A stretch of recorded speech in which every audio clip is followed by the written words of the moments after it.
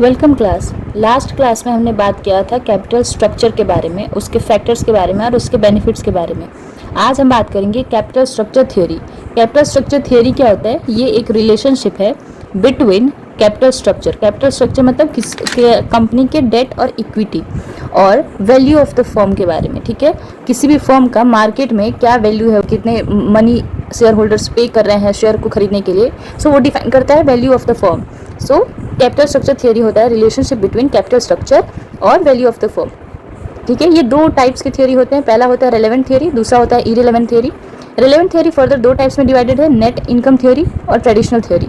Irrelevant theory जो है वो भी दो टाइप्स में डिवाइडेड है, पहला मोदिगिलानी मिलर अप्रोच और दूसरा नेट ऑपरेटिंग इनकम थ्योरी। ठीक है, अब बात करते हैं कि रेलेवेंट थ्योरी क्या होता है और इरेलेवेंट थ्योरी क्या होता है। रेलेवेंट थ्योरी में जो कैपिटल स्ट्रक्चर है उसकी वजह से हमारा कंपनी का value of the firm affect होता है। ठीक है, कैपिटल स्ट्रक्चर की वजह से हमारी कंपनी का value of the firm affect होता है। So that type of theory is called as relevant theory. और जो थ्योरी डिफाइन करती है कि कैपिटल स्ट्रक्चर की वजह से हमारा value of the firm affect नहीं होता है, वो होता है इरेलेवेंट थ्योरी।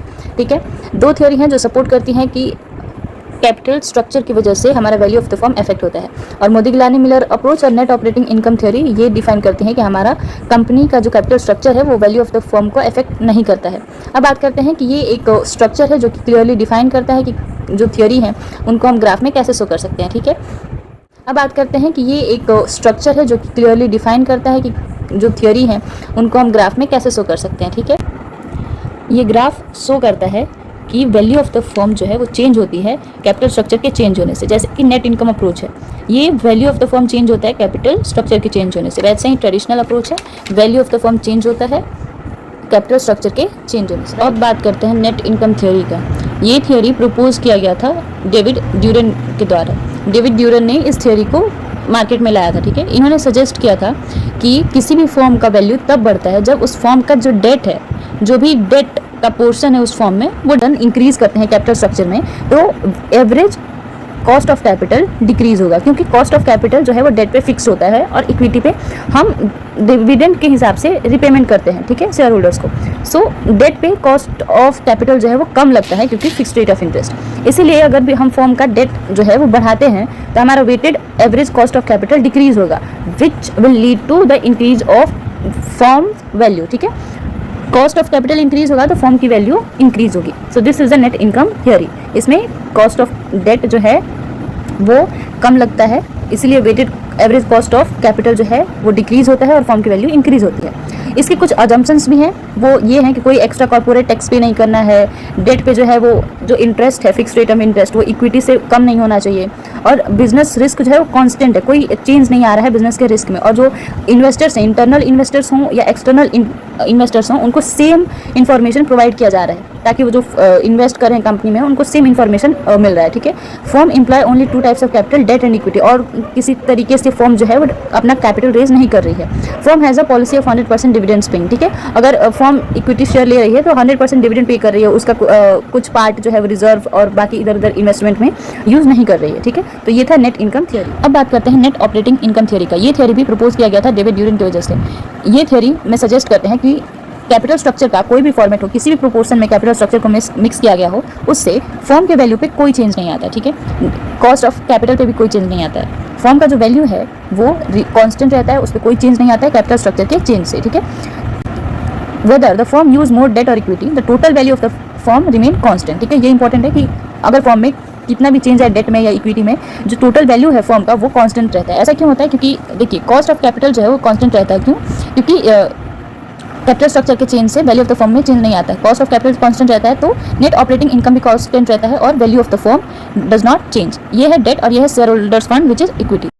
इसमें भी कुछ अजम्पशंस हैं, जैसे कि कोई एक्स्ट्रा टैक्स पेमेंट नहीं करना है, कॉस्ट ऑफ डेट जो है वो कांस्टेंट है, और जैसे जैसे डेट में इंक्रीज होता है कॉस्ट ऑफ इक्विटी में भी इंक्रीज होता है। ठीक है, बिजनेस रिस्क जो है वो कांस्टेंट है, उसमें अप डाउन नहीं हो रहा है, और जो कॉर्पोरेट इनकम टैक्स भी कोई एग्जिस्ट नहीं करता है, कंपनी को कोई एक्स्ट्रा टैक्सेस पे पेमेंट नहीं करना है। Okay, so this was the net operating income theory.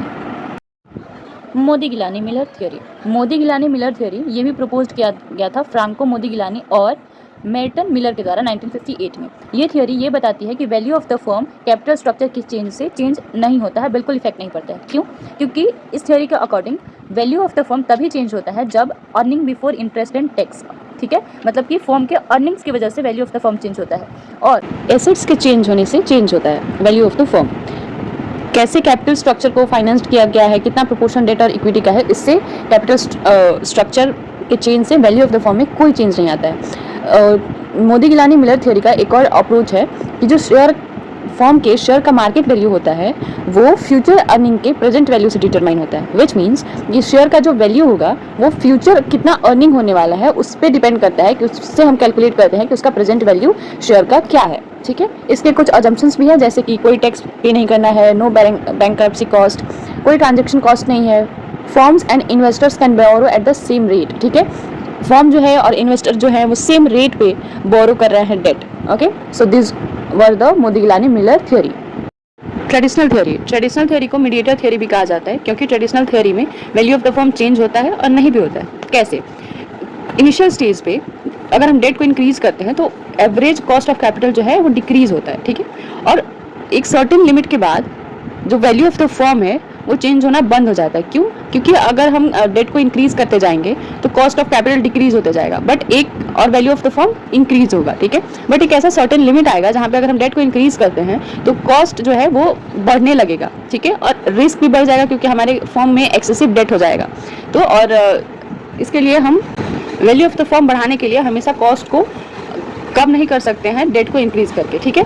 So capital structure को एक ऑप्टिमम मिक्स करना ताकि फर्म का जो ओवरऑल कॉस्ट ऑफ कैपिटल है वो मैक्सिमाइज्ड हो जाए और वैल्यू भी मैक्सिमाइज्ड हो जाए, उसके बाद से वैल्यू ऑफ द फर्म में कोई चेंज नहीं है। इनिशियल स्टेज पे कॉस्ट कम होता है क्योंकि डेट का पोर्शन इंक्रीज किया जाता है, so value of the firm भी इंक्रीज होता है, बट एक सर्टेन लिमिट के बाद वैल्यू ऑफ द फर्म में कोई चेंज नहीं आता है क्योंकि डेट के इंक्रीज करने पे कॉस्ट जो है वो बढ़ता है बल्कि डिक्रीज नहीं होता है और रिस्क भी बढ़ता है। इसके कुछ अजम्पशंस है, जैसे कि firm can use both debt and equity.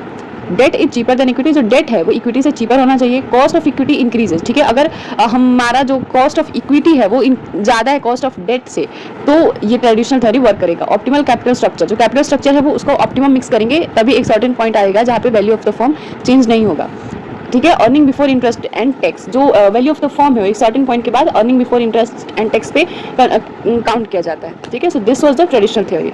Here this chapter has been over.